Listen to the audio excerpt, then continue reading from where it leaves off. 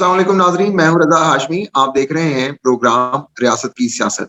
नाजरीन, आप की जो टेलीविजन स्क्रीन्स हैं, आपके मोबाइल फोन्स हैं, आपको हर वक्त बता रहे हैं कि पाकिस्तान के अंदर सियासी जो पारा है, सियासी टेम्परेचर है, वो जबरदस्त तरीके से चढ़ा हुआ है। सियासत की जो हरकियात होती हैं उसके अंदर एक उबाल है। कौन किसकी जगह ले रहा है, कौन कहाँ पर जा रहा है, किसको मिल रहा है, ये अभी एक तो सरफेस के ऊपर चीजें हो रही हैं, सतह के ऊपर चीजें हो रही हैं, लेकिन बहुत कुछ उसके पीछे भी हो रहा है। सहाफी जो चाहे लाहौर में हो, कराची में हो, किसी और जगह पर हो, वो मुसलसल अपने अपनी जो ज्योग्राफिकल उनकी पोजीशंस हैं वहां से खबरें लेकर, वहां के लीडर से खबरें लेकर हमें बताते रहते हैं कि ये होने वाला है, वो होने वाला है। ताहम ये जो जो भी तब्दीली होगी या नहीं होगी, इस एफर्ट का जो भी नतीजा निकलेगा, उसका बराह रास्त जो असर है वो इस्लामाबाद पे पड़ना है। इस्लामाबाद वो मरकज होगा जहां पर ये तब्दीली नमूदार होगी, या ये तब्दीली नहीं होगी, इसी तरह ही मामला चलते रहेंगे। लेकिन दावे हर तरफ से किए जा रहे हैं कि इस्लामाबाद, कोई कहता है कि हमारे पास ही रहेगा, कोई कहता है नहीं हम छीन लेंगे। इस्लामाबाद की कहानी आज हम सुनेंगे अब्दुल्ला मोमिन से, जो कि हमारे लिए तो इस्लामाबाद के सब कुछ हैं। सहाफी, जब हम उनको उनके सहाफती काम हम उनको इनका देखते हैं। इस्लामाबाद की जो पार्लियामेंट है, हमारी जो नेशनल असेंबली है, वहां से वो खबरें लेकर आते हैं। मुख्तलिफ लीडर्स के साथ उनकी इंटरेक्शन होता रहता है, उनके सवाल होते रहते हैं, और कई खबरें जो है अब्दुल्ला अपने प्लेटफॉर्म्स के ऊपर शेयर करते हैं। मेरे वो कोलीग भी रहे हैं, हमारा एक अच्छा टाइम भी गुजरा है। आज अब्दुल्ला ने मुझे टाइम दिया शो के लिए। Abdullah, thank you very much and welcome to my show. Thank you so much. Abdullah, ये बताएं कि मैंने जैसे कहा कि हमें लाहौर से भी खबरें मिलती हैं, हमें पेशावर की सूरत भी पता चलती रहती है। इस्लामाबाद की कहानी सुनना मैं चाह रहा हूँ आपसे कि ये जो सब कुछ हो रहा है, कोई कह रहा है कि जनाब हम आ रहे हैं, जो बैठे हुए हैं वो जा रहे हैं, बैठे वाले कहते हैं नहीं हम तो मौजूद हैं, हमें गारंटीज मिल गई हैं। आपकी मैं फेसबुक देख रहा होता हूँ तो वो उस पर भी पुरस्रार किस्म की पोस्टें हो रही होती हैं कि शहर इक़्तिदार में सुनसानी हो गई, वीरानी हो गई।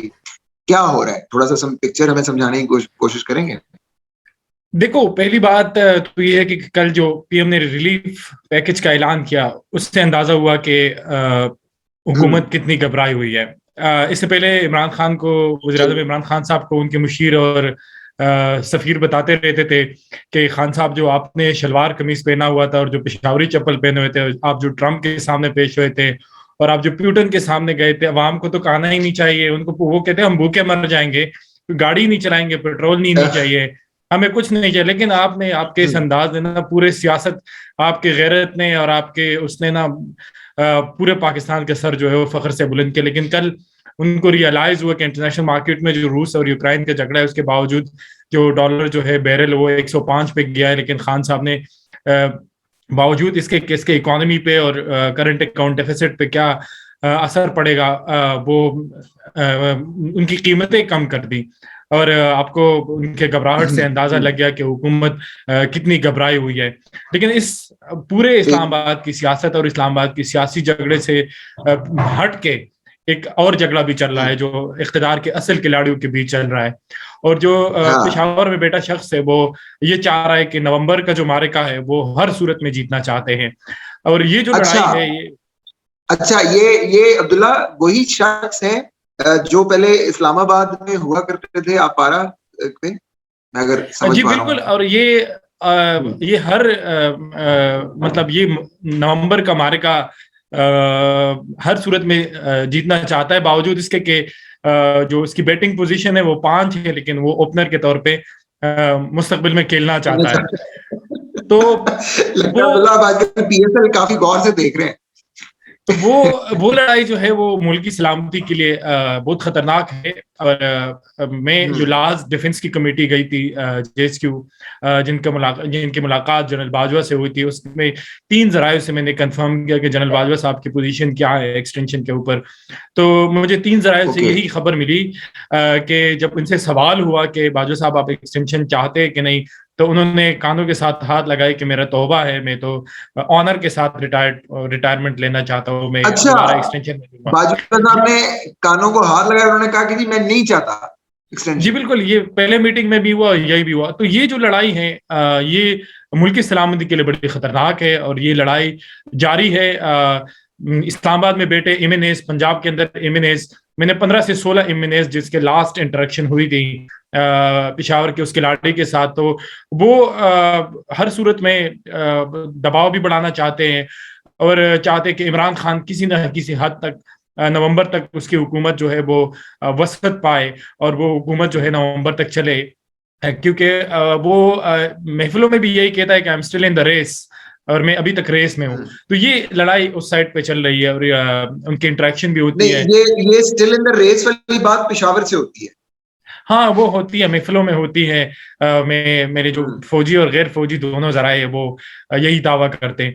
तो ये तो अच्छा अब्दुल्ला, मुझे एक चीज मुझे समझना है, मैं आपकी बात से ही सिर्फ मुझे एक चीज थोड़ी सी कंफ्यूजन है कि आपने बताया कि बाजवा साहब कानों का हाल कहते हैं कि जनाब मैं तो नहीं लूंगा एक्सटेंशन, देन वो रेस किसके दरमियान है? पेशावर वर्सेस कौन है जो उनका कंपटीटर है उस जगह? देखो, सबसे टॉप पे जो है वो जो सबसे मेरिट पे टॉप पे पोजीशन पे है वो तो साहिर शमशाद साहब है, और वो इस वक्त रावलपिंडी के कोर कमांडर है। इस कोर कमांडर वो काम कर रहे हैं। इसके नीचे पे 3 और जनरल्स हैं, और फिर 5वें नंबर पर जनरल फैज साहब की बारी है। तो ये आपको पता है कि भट्टो साहब ने भी यही किया था, और नवाज शरीफ साहब को भी यही बताया गया था कि जनरल राहील के घर में 2 निशाने हैदर है, तो वो सियासी मुदाखलत नहीं करेगा, लेकिन फिर वक्त में साबित किया। लेकिन बाजवा साहब के एक्सटेंशन का मामला ये कि राहील शरीफ साहब ने भी ऑन रिकॉर्ड ये कहा था कि मैं एक्सटेंशन नहीं लूंगा, लेकिन बाद में जब मेरे इरफान सदीकी साहब के साथ इंटरव्यू हुई और बाद में जो चीजें हुई, वो चाहते थे जी, वो चाहते थे कि भाई मुझे एक्सटेंशन मिले, और फिर आपको पता है कि नवाज की हुकूमत के लिए फिर मसाइल खड़े हो गए मुख्तलिफ महाजों पे। और जो दूसरी लड़ाई है वो तो चल रही है इमरान खान साहब।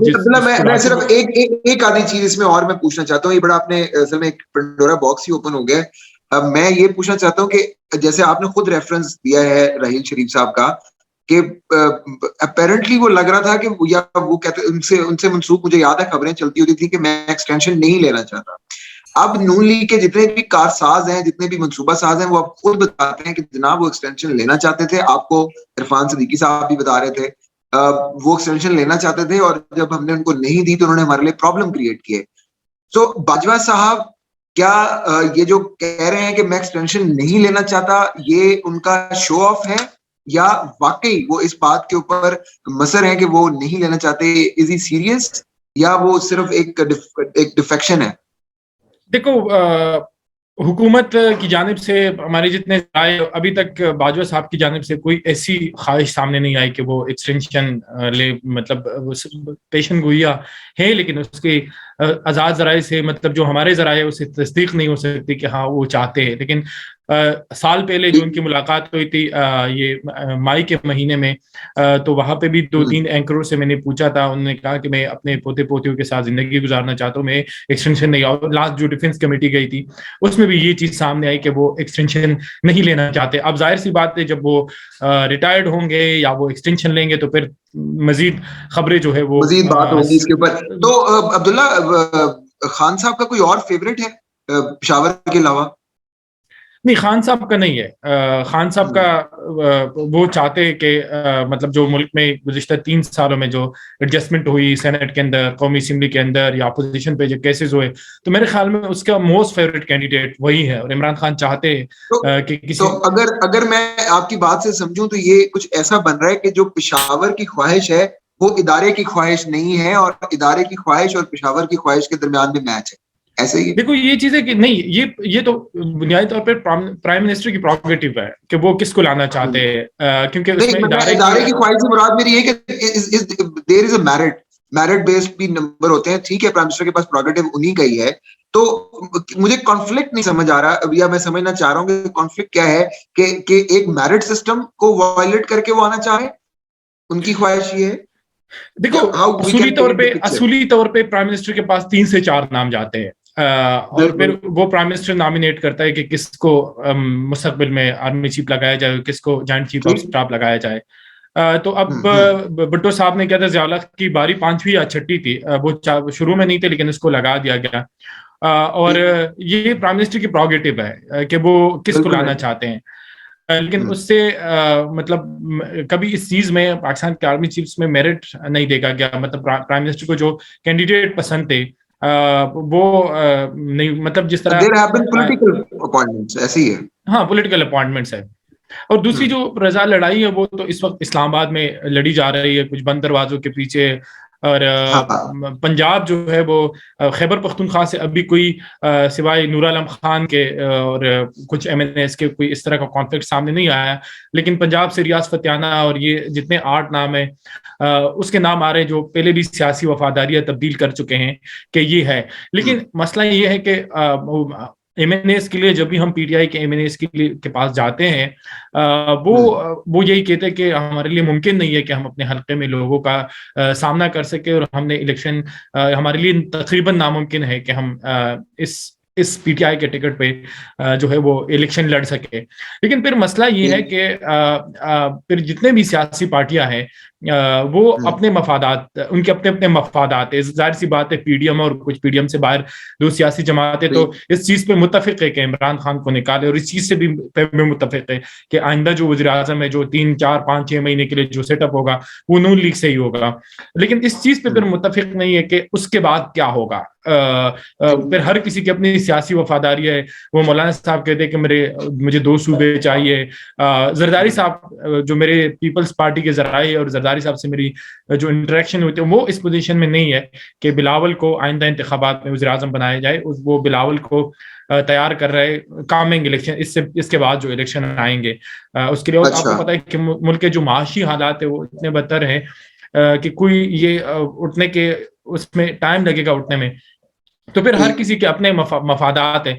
लेकिन ये कि नहीं अब्दुल्ला देखिए, अगर मुझे सिर्फ एक चीज मैं आपसे सवाल कर लूं, कदा कलामी माफ, मुझे ये बताइए कि अगर जरदारी साहब जो हैं वो बिलावल को फिलहाल लाना नहीं चाह रहे, नून फिर ये जो सब कुछ हलचल है, ये खान साहब को घर भेजना चाहते हैं, तो उसके बाद का मंजरनामा क्या होगा? किसको बिठाएंगे? कौन हुकूमत कर रहा है? क्या बनेगा? इस्लामाबाद में क्या चल रहा है? अब तो यही कहा जा रहा है कि जो नून लीग की जानिब से खबरें आ रही वो नवाज शरीफ साहब इस पोजीशन में है कि अब जब इमरान खान बाहर हो जाए तो फौरन ही जो है वो इंतखाबात कराए जाए। लेकिन पीपल्स पार्टी एक मेचेवर और सियासी खेल खेल रही है। वो चाहते हैं कि सबसे पहले जो इमरान खान की हुकूमत आर्डिनेंसेस या कानून साजी की है उसने थ्रू आर्डिनेंसेस उनको ख़त्म करे, क्योंकि ये पार्लियामान से पास हुआ है कि आइंदा जो इंतखाबात है वो EVM के जरिए होंगे। लेकिन ये मुमकिन नहीं है practically, election commission on board नहीं है।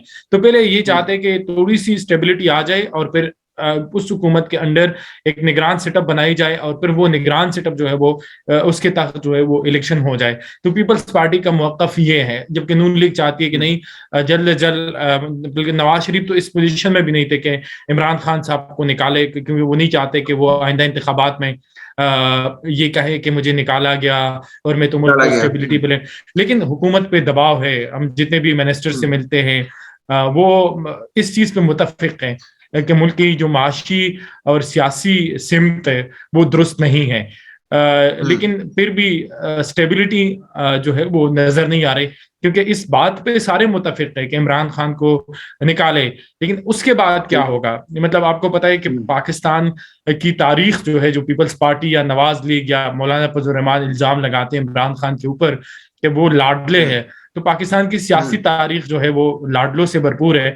और अब इमरान खान के जानने के बाद आइंदा लाडला कौन बनेगा? क्योंकि ये सवाल हमने रखा था, मैंने मौलाना फजल रहमान से भी पूछा था कि आपने जो जितनी जदोजहद की है इन सब तमाम पार्टीज ने, वो कहते हैं कि इस्टेब्लिशमेंट की इन्वॉल्वमेंट ना हो सियासत के अंदर। लेकिन आप जो बार बार ये हवाला दे रहे हैं कि वो न्यूट्रल हो गए, तो फिर भी तो ये जमहूरियत की जीत नहीं हुई।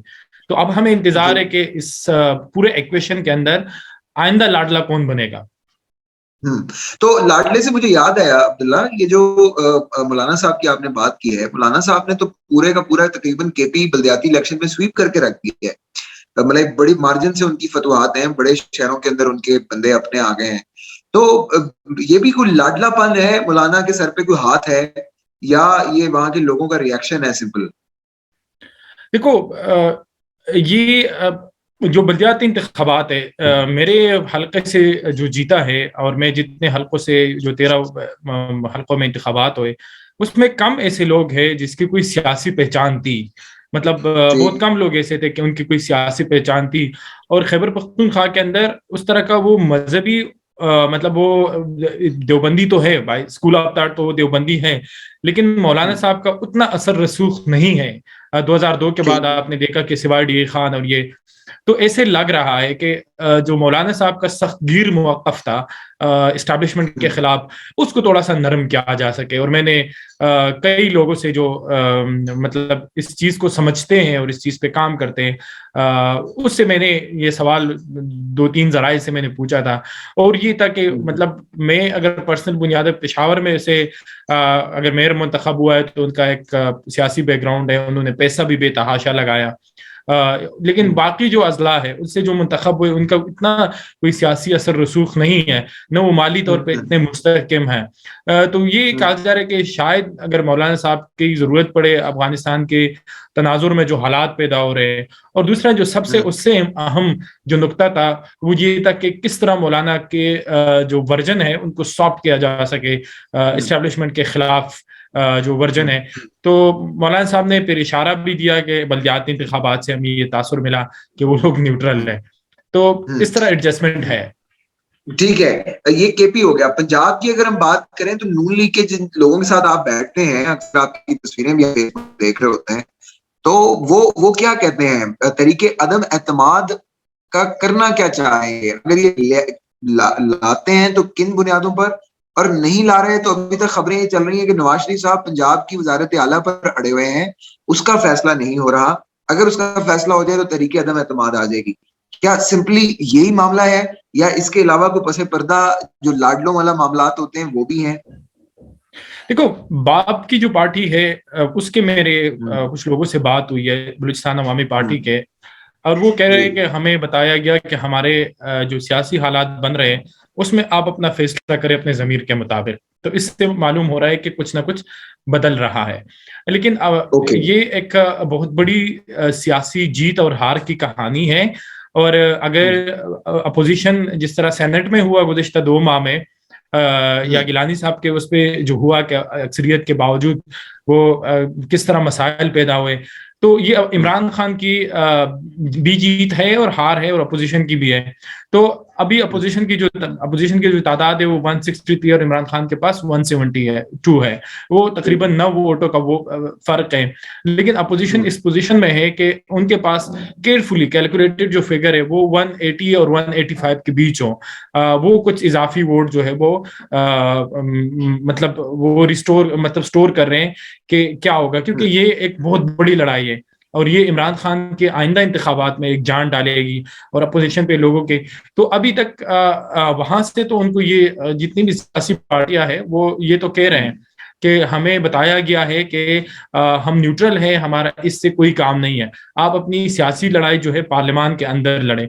लेकिन दूसरी जानिब जो पेशावर के खिलाफ है, वो नून लीग ने भी इसका इशारा किया कि वो धमका रहा है हमारे एमएनएस को, तो उसका भी एक असर रसूख है इस पूरे, लेकिन उतना नहीं है जितना पहले था। तो ये सूरत हाल है। लेकिन तो पेशावर के खिलाड़ी का असर रसूख पंजाब में भी चल सकता है? देखो, वो इंडिविजुअली मैंने कुछ लोगों से बात की, इंडिविजुअली लोगों को कॉल्स करता है और उससे बताता है कि मतलब आप इमरान खान के खिलाफ ना जाए। तो ये क्योंकि नंबर गेम्स है रजा, ये कुछ नंबर्स का गेम है, इधर से उधर हो जाए, तो वो इमरान खान और मतलब इस्टेब्लिशमेंट का एक हल्का चाहता है कि इमरान खान जो है हिस्सा चाहता है कि वो इमरान खान जो है वो इस इक़्तिदार के इस स्केल से बाहर ना हो।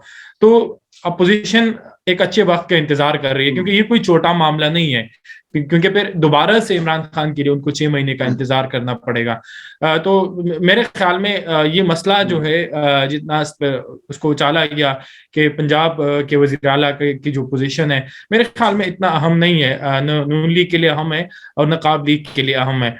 क्योंकि आज अगर आप देखें इमरान खान साहब वहां पे गए, हाँ, लेकिन ये कि वो इसके जो आइंदा इंतखाबात है उसमें वो नहीं, आज तो खान साहब गए हैं, तो इसका मतलब है कि कोई लीड तो उन्होंने फील की है ना पंजाब से। हाँ बिल्कुल किया, और ये चाहते हैं कि मतलब काप लीग सियासी मतलब सीट एडजस्टमेंट जाती है मुस्तकबिल के इलेक्शन में, हम्म जो हलके हैं, हम्म तो उससे फिर नून लीग के सियासी जो उनके इलेक्शन के नतायज होंगे उस पे असरात आएंगे। और इसके अलावा काप लीग का भी एक असर रसूख है, परवेज इलाही जो है वो वज़ीर आला रह चुके हैं।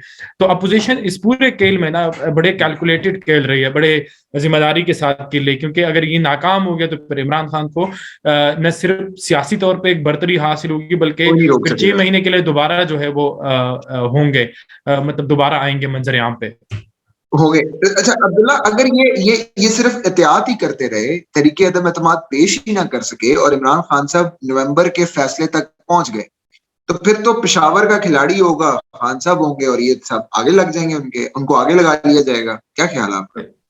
अब मेरा जो मेरे मैंने मैं ये जो कहना चाह रहा हूँ कि ये ज्यादा देर इंतजार भी तो नहीं ना कर सकते पोजीशन वाले। बिल्कुल नहीं कर सकते। और मेरे जो जराए है सियासी और गैर सियासी, उसमें यह है हम्म कि नवंबर का जो मारिका है वो किसी सूरत वो नहीं आ सकता। इससे पहले सियासी खेल खत्म हो जाएगा, और उससे पहले जो है इमरान खान की हुकूमत की छुट्टी हो जाएगी। अपोजिशन भी और उसको ये इत्मीनाद हासिल है कि कम से कम वो 179 से 180 वोट ले लेंगे।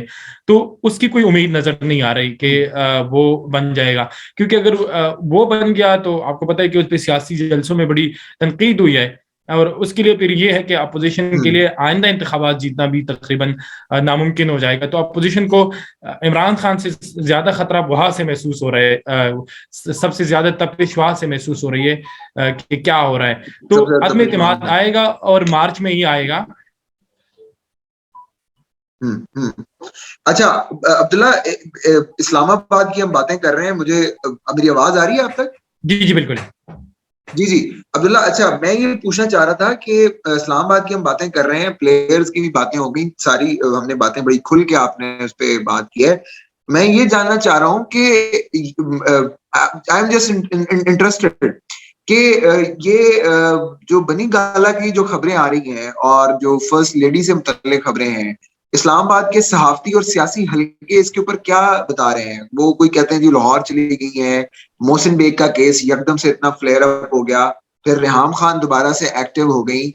ये ये जो उनका खान साहब की जो जाती निजी जिंदगी के स्कैंडल्स हैं, उसमें जो अभी की जो बुशरा बीबी की लोकेशन की बात हो रही है, चीजें हो रही है, उसमें कोई जान है? इस्लामाबाद में क्या चैन हो गई है? देखो, एक तो ये कि हम इमरान खान पे दबाव बढ़ाना चाहते हैं मुख्तलिफ हवाले से। अब मतलब सलीम साफी ने उस दिन कहा था कि एक और किताब आ रही है बहुत जल्द मार्केट में, जो बहुत ज्यादा एक हंगामा बर्फा होगा। एक तहलका तो न्यूज ये है कि होगी। वो इमरान खान की जिंदगी के हवाले से एक पर्सनल चीजें हैं, लेकिन उसको भी आपको पता है कि जिस तरह कलसूम नवाज के केस में, बेनजीर भुट्टो के केस में उसको चाला गया। तो अभी तक रजा हमें कोई मुसद्दिक़ा ज़राए से ये मालूम नहीं हुआ कि वहाँ पे वो है या नहीं है, और वो लाहौर चली गई है। लेकिन इस तरह कोई मुसद्दिक़ा ज़राए से मालूम नहीं हुआ है अभी तक कि वाकई में तो ऐसा कुछ वाई हुआ खान है। साहब वाज पैनिक, वाई खान साहब was panic by Mohsin Baig और इस तरह की बातें? तो खान साहब मतलब मेरे ख्याल है जब से उन्होंने होश संभाला यही बातें होती हैं खान साहब के बारे में। लेकिन इस बार एफआईए गिरफ्तारियां, वो मामला यहां तक क्यों पहुंच गया? देखो, मोहसिन मोहसिन बेग साहब के हवाले से ये है कि लास्ट जो उसने विजिट किया था लंदन में, और वहां पे उसने मियां नवाज शरीफ साहब के साथ मुलाकात की थी, और हम्म, पूरे ये नंबर गेम में वो जो है वो शामिल हैं।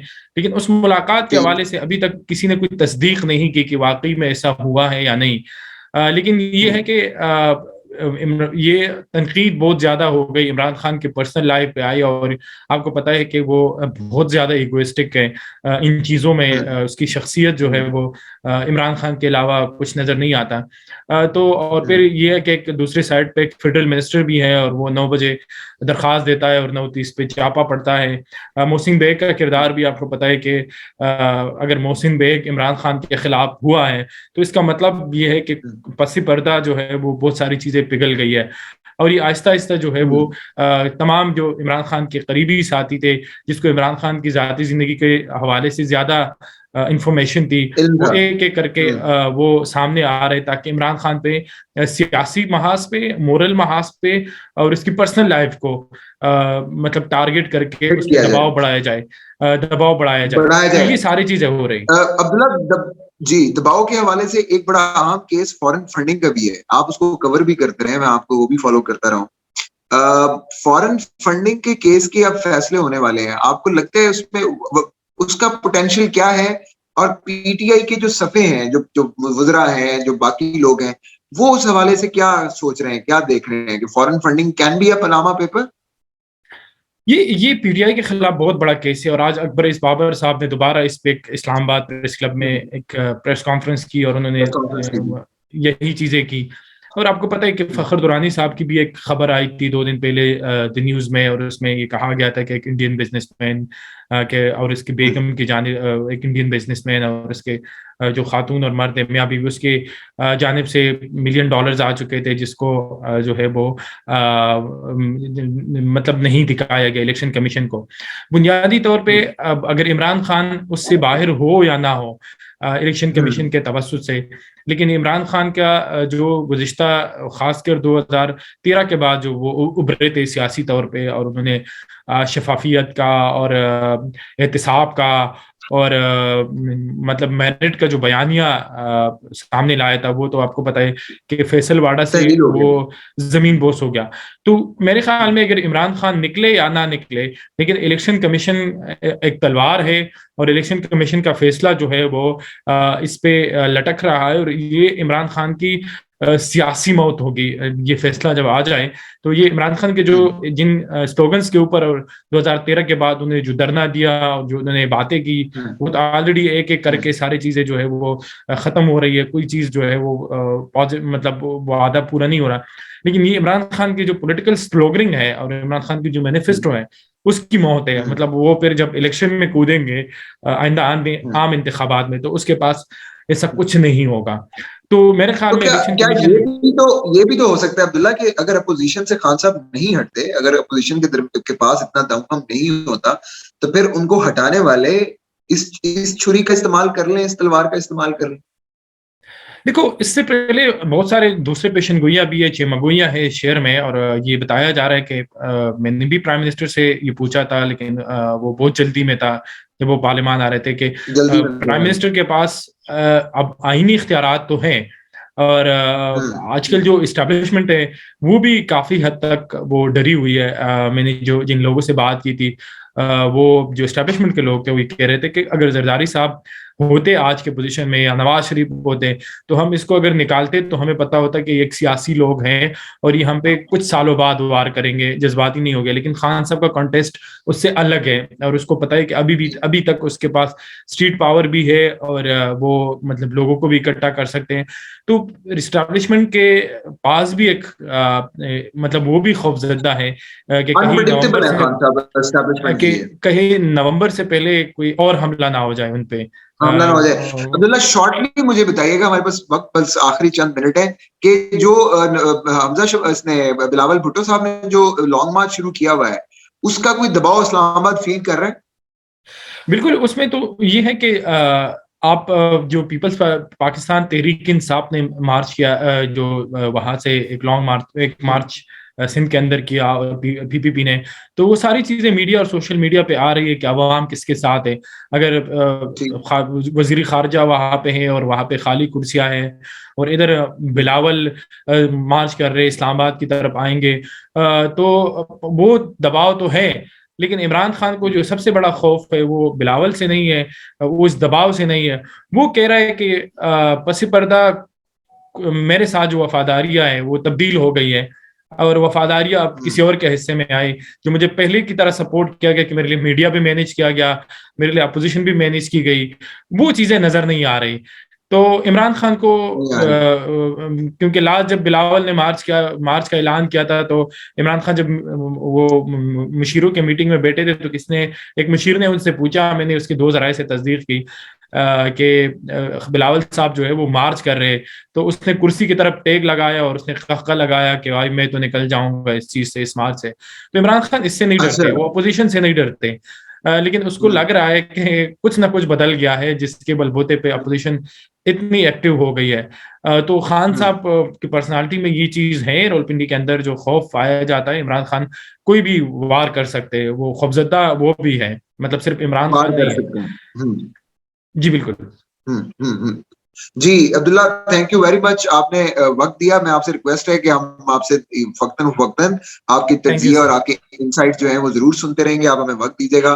थैंक बहुत यू सो बहुत मच। शुक्रिया। नाज़रीन, आपने अब्दुल्ला मोमिन को सुना, अंदर की खबरें और वो खबरें जो आपने इससे पहले नहीं सुनी होंगी, बेबाक अंदाज में, खुले अंदाज में आपके सामने अब्दुल्ला मोमिन ने पेश की। अब तक के लिए इतना ही। हमारे अगले प्रोग्राम के अंदर हम फिर हाजिर होंगे। जुड़े रहिएगा लाहौर 42 न्यूज के साथ। बहुत शुक्रिया।